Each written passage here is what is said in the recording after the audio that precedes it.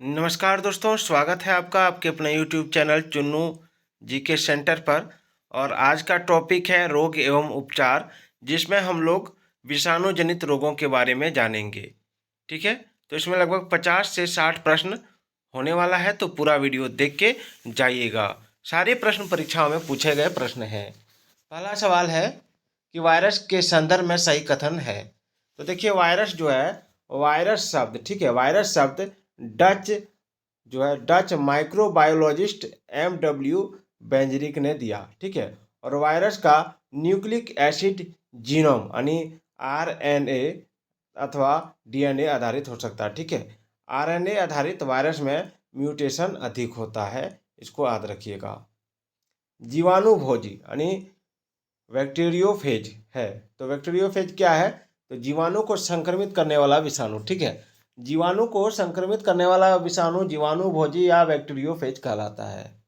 अगला है ACE2 पद का उल्लेख किया जाता है। ACE2 पद का उल्लेख किया जाता है तो विषाणु जनित रोगों के प्रसार के संदर्भ में। ठीक है, कोरोना वायरस से संबंधित बीमारियां कौन सी है? तो देखिए, कोरोना वायरस से संबंधित बीमारियां जो है वो है आपका MERS यानी मर्स, और SARS यानी सॉर्स, और COVID-19। ठीक है, चलिए आगे देखते हैं। वयस्कों को दी जाने वाली कोविडशील्ड वैक्सीन के प्रत्येक डोज की मात्रा होती है तो 0.5 मिलीलीटर। ठीक है, वह देश जिसने भारत को स्पुतनिक 5 कोविड वैक्सीन का निर्यात किया तो वो रूस है। ठीक है, कोविशील्ड भारत की कोविड वैक्सीन, जिसे WHO द्वारा अनुमोदित किया गया, निर्मित है सीरम इंस्टीट्यूट द्वारा। ठीक है, और COVID-19 विश्व महामारी को रोकने के लिए बनाई जा रही वैक्सीनों के प्रसंग में सही कथन है स्पुतनिक 5 वैक्सीन रोगवाहक वेक्टर आधारित है। ठीक है, अगला है COVID-19 विश्व महामारी, वही है, वही क्वेश्चन एक बार फिर से मैं बता देता हूँ आपको। COVID-19 विश्व महामारी को रोकने के लिए बनाए जा रहे वैक्सीनों के प्रसंग में सही कथन है स्पुतनिक 5 वैक्सीन रोगवाहक वेक्टर आधारित प्लेटफॉर्म का प्रयोग कर बनाई गई। ठीक है, और कोवैक्सीन एक निष्क्रिय रोगजनक आधारित वैक्सीन है। चलिए, सिनोवेक, नोवावैक्स, मोडरोना एवं स्पुतनिक में से यह mRNA वैक्सीन है जिसका उपयोग COVID-19 संक्रमण के विरुद्ध किया जाता है, तो मोडरोना वैक्सीन। ठीक है, स्कर्वी, डेंगू, निमोनिया एवं दमा में से वह रोग जो कीट के काटने से होता है तो डेंगू होता है, मच्छर के काटने से। डेंगू बुखार जिस मच्छर के काटने से होता है उसको क्या कहते हैं? तो देखिए, डेंगू बुखार जिस मच्छर के काटने से होता है उसको कहते हैं एडिज यानी मुख्यतः एडिज यानी एजेप्टी। ठीक है, डेंगू एक बुखार है जो उत्पन्न होता है तथा दूसरे मनुष्यों में पहुंचता है तो वायरस और मादा एडिज मच्छर द्वारा। ठीक है, डेंगू बुखार में मानव शरीर में निम्नलिखित में से किसकी कमी होती है? तो प्लेटलेट्स की। पीला बुखार होता है, तो देखिए पीला बुखार जो है, पीला बुखार होता है एडिज मच्छरों द्वारा। ठीक है, और पित्त ज्वर, डेंगू, चिकनगुनिया एवं जापानी एन्सेफेलाइटिस रोगों में से टाइगर मच्छरों द्वारा संचालित नहीं होता है तो जापानी एन्सेफेलाइटिस। ठीक है, जापानी एन्सेफेलाइटिस जो है इसका कारक विषाणु मनुष्य शरीर के जिस हिस्से को संक्रमित करता है तो जापानी इंसेफेलाइटिस, ठीक है, का कारक विषाणु मनुष्य शरीर के जिस हिस्से को संक्रमित करता है वो है मस्तिष्क। चलिए, हाइड्रोफोबिया होता है विषाणु के द्वारा। ठीक है, और मस्तिष्क तथा मेरुरज्जु पर चढ़ी झिल्ली में सूजन आ जाने से जो रोग होता है उसको कहते हैं मेनिनजाइटिस। चलिए आगे देखते हैं। अगला सवाल है, भारत में जन्मे प्रत्येक 200 शिशुओं में एक अतिसार से मर जाता है, इसका कारण है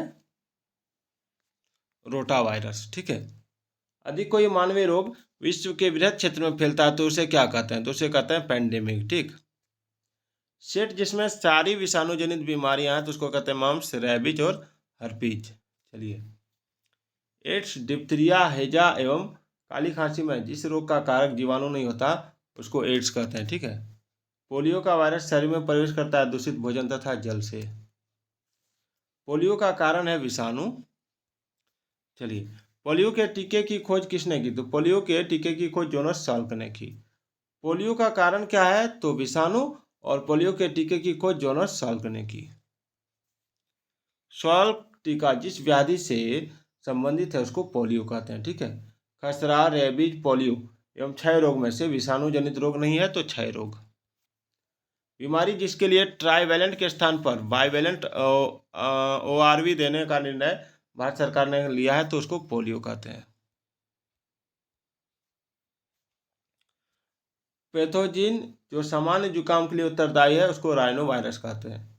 विषाणु संक्रमित कर सकते हैं जीवाणुओं को, कवकों को एवं पादपों को। चलिए आगे बढ़ते हैं। किस सूक्ष्म जीव के द्वारा हेपेटाइटिस बी की बीमारी होती है तो वायरस के द्वारा। यकृत रोग हेपेटाइटिस बी का कारक है DNA वायरस, और हेपेटाइटिस रोग से मनुष्य शरीर का सीधा प्रभावित होने वाला अंग है यकृत यानी लीवर। डिप्थीरिया, मलेरिया, हैजा एवं हेपेटाइटिस में से वह रोग जो एक वायरस द्वारा होता है तो हेपेटाइटिस। सही कथन नहीं है तो यकृत शोथ C का टीका होता है, जबकि यकृत शोथ B का कोई टीका नहीं होता। चलिए अगला सवाल देखते हैं। प्लेग जो है, प्लेग चूहा, रेबीज कुत्ता, टेपवर्म सुअर एवं पोलियो बंदर में से गलत जोड़ी है तो पोलियो बंदर, ठीक है। यानी बंदर के काटने से पोलियो नहीं होता है। चलिए निम्नलिखित रोगों पर विचार कीजिए। डिप्थीरिया, छोटी माता, चेचक यानी स्मॉल पॉक्स। उपयुक्त में से जिस रोग यानी जिन रोगों का भारत में उन्मूलन हो चुका है तो देखिए चेचक यानी केवल 3 यानी चेचक का। एड्स का संचरण होता है तो लैंगिक संभोग से, रक्ताधान से, मच्छरों और अन्य रक्त चूसक कीटों से, अपराग के संपर्क से, प्लेसेंटा के। तो इसमें हो जाएगा 1, 2 और 4 सही है। चलिए आगे बढ़ते हैं।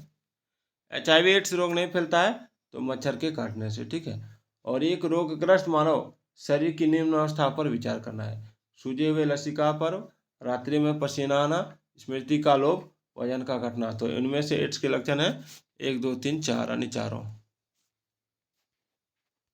कथन एड्स में एक कथन दिया है कि एड्स में विशिष्ट रक्षा प्रणाली प्रभावित हो जाती है, और कथन R दिया है रीजन जिसको बोलते हैं कारण। एड्स में T लिम्फोसाइट पूर्णतः नष्ट हो जाता है तो A सही है और R A की सही विवेचना है। HIV द्वारा होने वाला रोग है एड्स, ठीक है। एड्स में T लिम्फोसाइट पूर्णतः नष्ट हो जाते हैं, A सही है और R A की सही विवेचना करता है। HIV द्वारा होने वाला रोग है एड्स, और एड्स का कारण है वायरस यानी विषाणु। एड्स विषाणु में होता है RNA प्लस प्रोटीन, ठीक है। एड्स के लिए उत्तरदायी विषाणु उदाहरण है रेट्रो विषाणु का। निम्नलिखित कथनों पर विचार करना है। एडिनो वायरसों में एकल तंतु DNA संजीन यानी जीनोम होते हैं, जबकि रेट्रो वायरसों में द्वितंतु DNA संजीन जीनोम होते हैं। और कभी कभी सामान्य जुकाम एडिनो वायरस के कारण होता है, जबकि एड्स जो है रेट्रो वायरस के कारण होता है। तो इसमें हो जाएगा आपका उपयुक्त में से सही कथन है केवल 2, ठीक है। चलिए निम्नलिखित बीमारियों से वे जो टैटू बनवाने के द्वारा एक व्यक्ति से दूसरे व्यक्ति में फैलता है, संचारित हो सकती है, तो वो है आपका यकृत शोथ और HIV एड्स। चलिए HIV 1A, HIV 1B, HIV 1C और HIV 1D में से जो प्रभेद भारत में प्रभावी वो है HIV 1C। चलिए आगे बढ़ते हैं।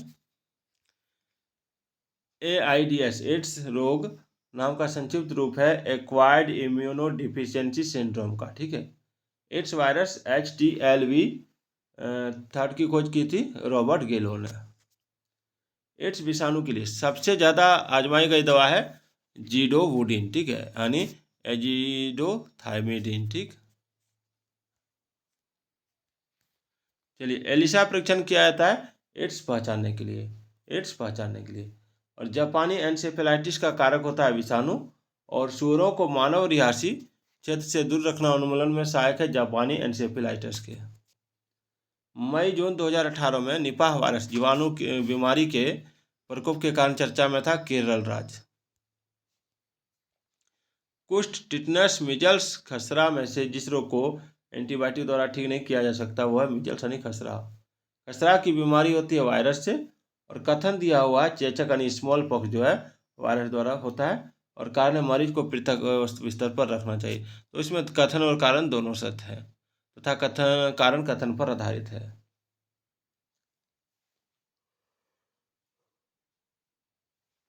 अगला है विश्व से चेचक का उन्मूलन घोषित हुआ 1980 में, और रानीखेत बीमारी संबंधित है मुर्गियों से, ठीक है। और दुधारू पशुओं की निम्नलिखित बीमारियों में से संक्रमणीय है, तो इसमें दिया हुआ है फुट एवं माउथ रोग, एंथ्रेक्स, ब्लैक वाटर, काउपॉक्स। तो इसमें हो जाएगा चारों का चारों, ठीक है। विश्व के कुछ भागों में विद्यमान पशुओं का फुट एंड माउथ रोग होता है विषाणु के कारण। फुट और माउथ रोग प्रमुखतः पाया जाता है मवेशी, भेड़, सूअर एवं बकरियों में। वर्ष 2011 को पशुओं में होने वाली किस बीमारी के उन्मूलन के लिए चयनित किया गया? तो रिंडरपेस्ट के लिए।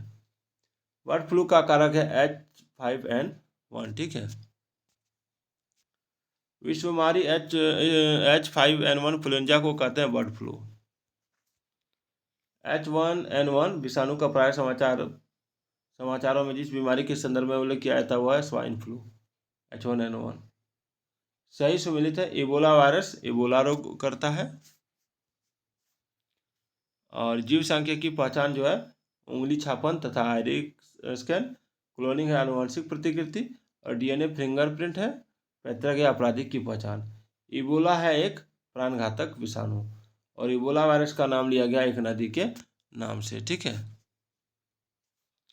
उष्णकटिबंधीय प्रदेशों में जीका वायरस रोग उसी मच्छर द्वारा संचरित होता है जिससे डेंगू संचरित होता है। और जीका वायरस रोग का लैंगिक संचरण जो होना संभव है, उपयुक्त कथनों में सही है, 1 और 2 दोनों, ठीक है। और अगला टॉपिक रहेगा जीवाणु जनित रोग। तो चलिए फिर मिलते हैं अगले वीडियो में, तब तक के लिए जय हिंद, जय भारत।